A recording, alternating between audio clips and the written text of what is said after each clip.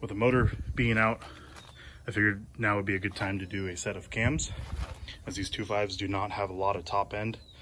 So a good upgrade is doing just a stage 1 cam upgrade. I went with a set of Fab9 stage 1 cams. These can be easily dropped in. Just check clearances. No valve springs are required. So I'm going to put these in. You gotta take off a couple accessory parts. I've already gotten the AC pump off. The alternator can stay. I need to take the power steering pump off. I do not believe I need to take the intake manifold off to get the power steering pump off, but if I do, I'll be sure to film it.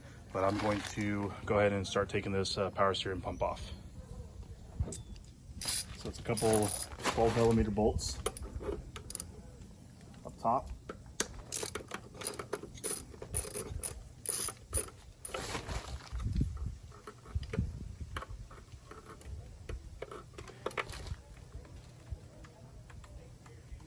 I'll need a 12mm wrench to get this other one off.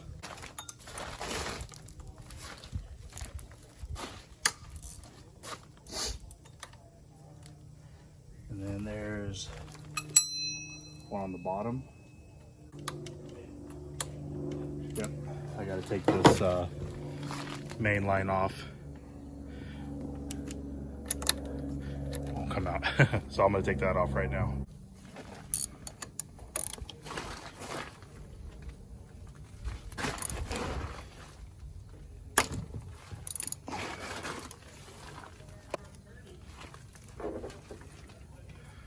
Okay, crush washer.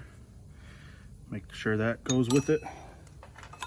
So this line is free. I guess I'll just remove it from this little clip it was hanging on right here. So just move that out of the way.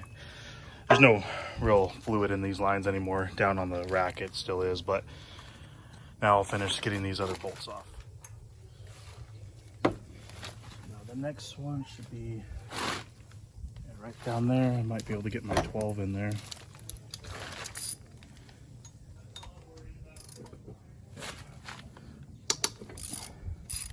Yeah, it's all loose now, so I'll get that off. This bolt's about to come off. Oh, cool. It's all free. Set this to the side. I'm gonna keep power steering on the car. But I did obviously remove the AC. So now I will start taking off the front cover. I'm gonna take off this bracketry right here that holds the, that held this power steering line up, but this will just get it all out of it.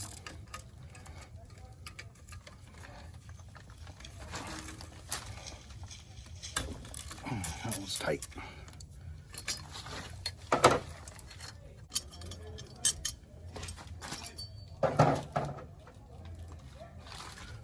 Bolt in so I don't forget it.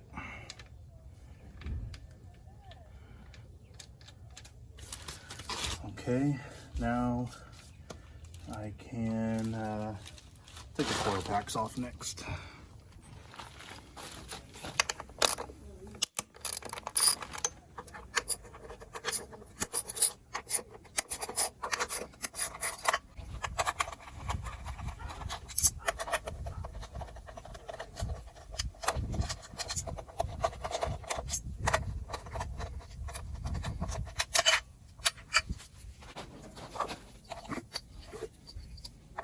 Take off the valve cover now. About 10 8mm bolts. 10 on top. That last back bolt.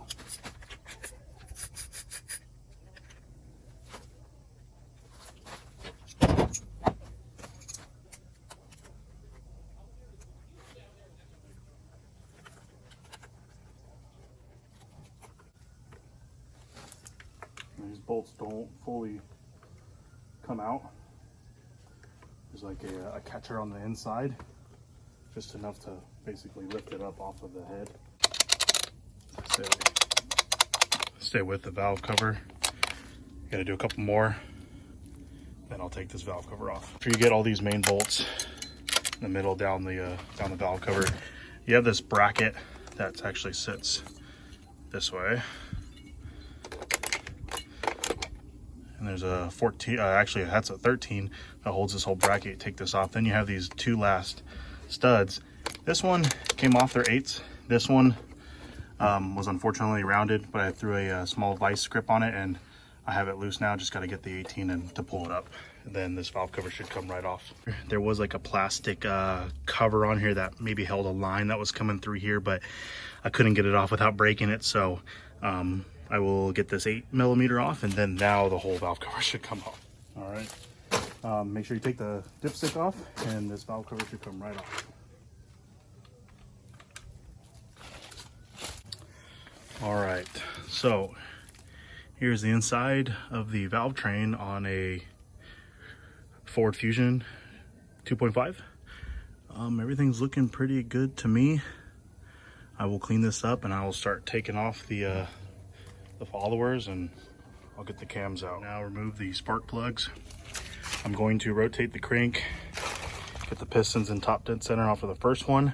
I'm gonna check clearances. I'm gonna go through and check all of the lobes and make sure that the valve clearance is good. And once that happens, I'll put it in top dead center. I'll take off all the front cover and I'll start to remove the cams. Before you can take off the cams, obviously this engine needs to be in top dead center. So I've rotated clockwise, and I'm using an OEM tool that the crank in top dead center will actually hit this and stop it from rotating any further. So I know the crank's in top dead center, and then the cams, there's a tool that slides in the back of the little recess on the cams. So it slides in and out, and I put just a little nail here to make sure. There is a bolt hole that you can use to use one of the valve cover bolts to go through, but it wasn't kind of lining up, so I didn't want to mess with it. But I know it's fully seated here and fully seated on the intake cam as well. So I am now going to take off the crank pulley, take off the tensioner, water pump pulley, and then this whole front cover will come off, and then I can take the chain off. And then once all that's off, take the cam gears off, drop in the new cams, and I should be done. So I'll be right back.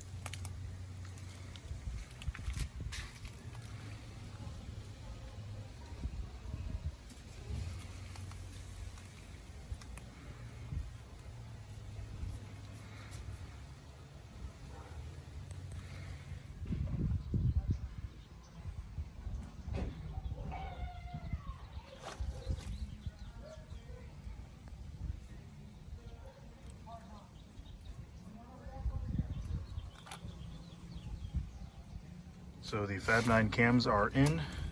All of the caps are torqued down.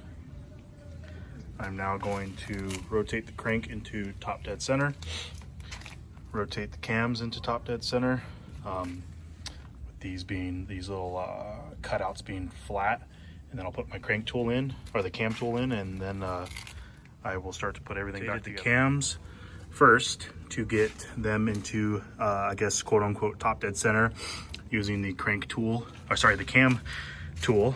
And then I put in the, backed out a little bit, but screwed in maybe like one screw. I slapped the pulley back on, and I was only able to rotate counterclockwise because of the valves were putting pressure. So I rotated back counterclockwise enough to where the crank passed the spot where I could put the tool in, rotated back clockwise, hit the tool, took the pulley off. Now I will be able to put back the the cam gears, put those on, snug them up, and then I could put the chain back on, loosen the tensioner holder thing, and everything will snap back together, and I should be back into timing. Already converted to work into the Miata. The previous owner obviously already did the washers, but it's just good practice to put new of the friction washers. So I have two new ones for both of the cams, and then I do have one for the crank as well. Well, this job took me well into the night, but the cams are all in. It is all definitely timed correctly. I'm gonna come back tomorrow, clean up the front cover, put everything back on, and I'm gonna work on getting the intake manifold off, because I have a company called Massive. They make an EGR delete and a block off plate and all that stuff. So I'm gonna put that on there since I'm gonna be keeping this OEM intake manifold. But other than that, I'm gonna end the video here. Thank you so much for watching.